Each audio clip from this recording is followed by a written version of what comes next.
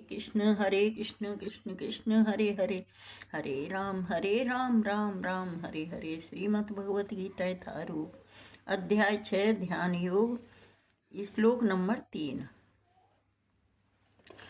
आरुरुक्षोर्मुनेर्योगं कर्म कारणमुच्यते, योगारूढ़स्य तस्यैव समः कारणमुच्यते।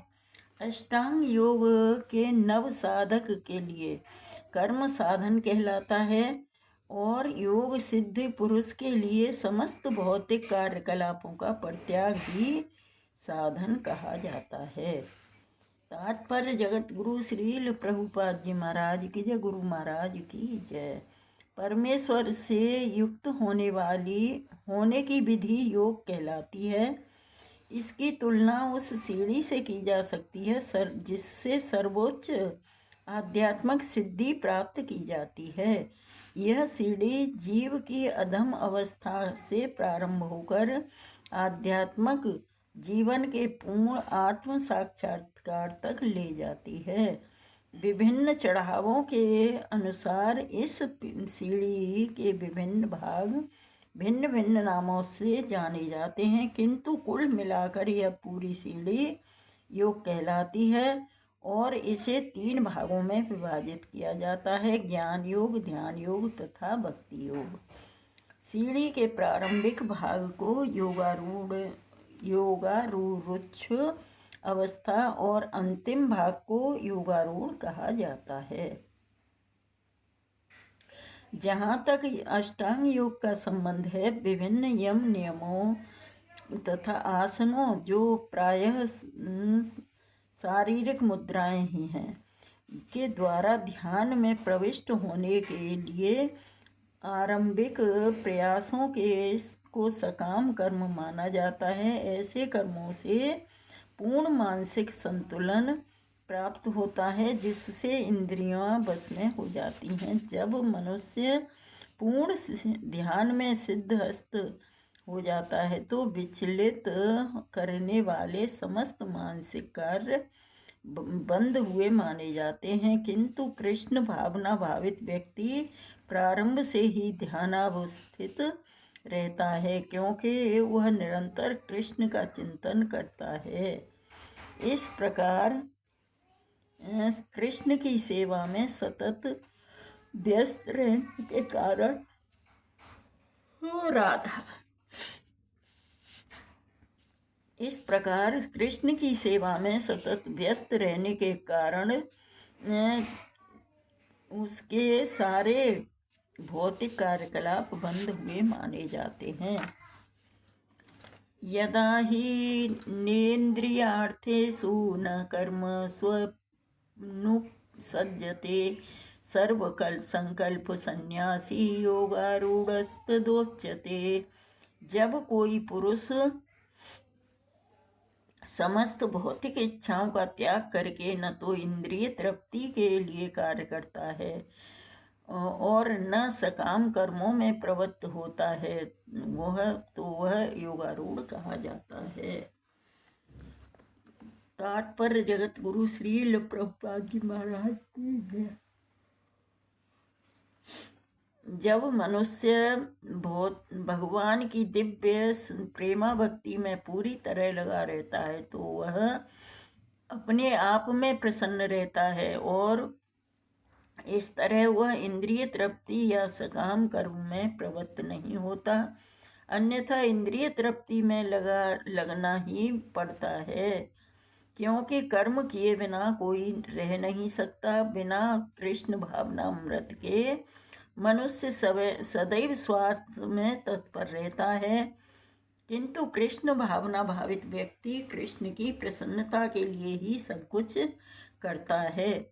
फलतः वह इंद्रिय तृप्ति से पूरी तरह विरक्त रहता है। जिसे ऐसी अनुभूति प्राप्त नहीं है उसे चाहिए कि भौतिक इच्छाओं से बचे रहने का वह यंत्रवत प्रयास करे, तभी वह योग की सीढ़ी से ऊपर पहुंच सकता है। उद्धरेदात्मनात्मानं नात्मानं वसादयेत् आत्मैव ह्यात्मनो बन्धुः आरात्मैव रिपुरात्मनः। मनुष्य को चाहिए कि अपने मन की सहायता से अपना उद्धार करे और अपने को नीचे न गिरने दे। यह मन बद्ध जीव का मित्र भी है और शत्रु भी है। तात्पर्य जगत गुरु श्रील प्रभुपाद जी महाराज की जय, गुरु महाराज की जय। राधा श्री राधा। प्रश्न तात्पर्य जगत गुरु श्रील प्रभुपाद जी महाराज की जय, गुरु महाराज की जय। प्रसंग के अनुसार आत्मा शब्द का अर्थ शरीर, मन तथा आत्मा होता है। योग पद्धति में मन तथा आत्मा का विशेष महत्व है, क्योंकि मन ही योग पद्धति का केंद्र बिंदु है। अतः इस प्रसंग में आत्मा का तात्पर्य मन से होता है। योग पद्धति का उद्देश्य मन को रोकना तथा इंद्रिय विषयों के प्रति आसक्ति से उसे हटाना है। यहाँ पर इस बात पर बल दिया गया है कि मन को इस प्रकार प्रशिक्षित किया जाए कि वह बद्ध जीव को अज्ञान के दलदल से निकाल सके। इस जगत में मनुष्य मन तथा इंद्रियों के द्वारा प्रभावित होता है। वास्तव में शुद्ध आत्मा इस संसार के में इसीलिए फंसा हुआ है क्योंकि मन मिथ्या अहंकार में लगकर प्रकृति के ऊपर प्रभुत्व जताना चाहता है। अतः मन को इस प्रकार प्रशिक्षित करना चाहिए कि वह प्रकृति की तड़क भड़क से आकृष्ट न हो और इस तरह बद्ध जीव की रक्षा की जा सके। मनुष्य को इंद्रिय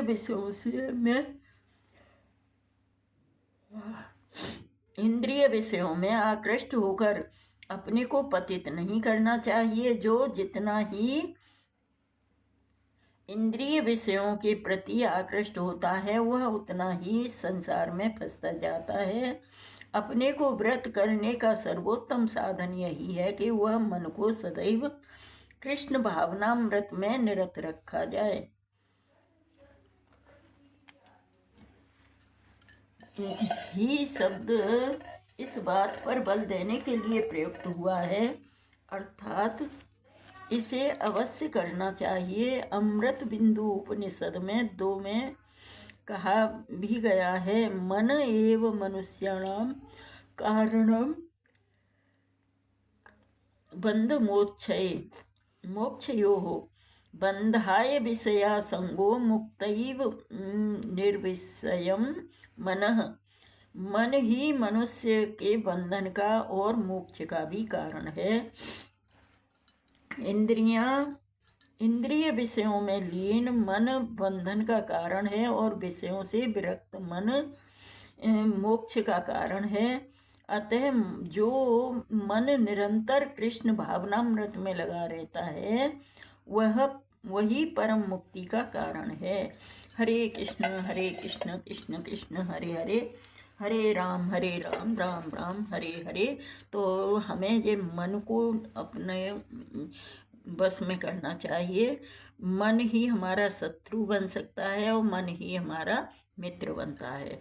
तो मन हमारा अगर जो गलत काम की तरफ चला जाता है तो वही हमारे शत्रु के रूप में प्रकट हो जाता है। कि जैसे किसी का बुरा करें, किसी के मन में आ जाती है कि किसका धन छीन लो, इसका ये गलत कुछ गलत करो इसके संग में, तो वही मन हमारा शत्रु बन जाता है और हम भगवान की तरफ प्रवृत्ति हमारी बढ़ जाती है।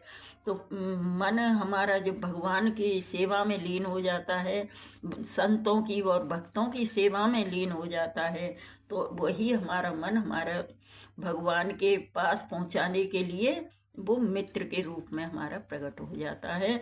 तो हमें मन को भगवान की सेवा में ही निरंतर लगाना चाहिए मन तो हमारा काम करेगा ही, या हम अच्छा करें या बुरा करें, मन हमारा मतलब स्थिर नहीं रह सकता है, कहीं न कहीं तो लगेगा ही हमारा।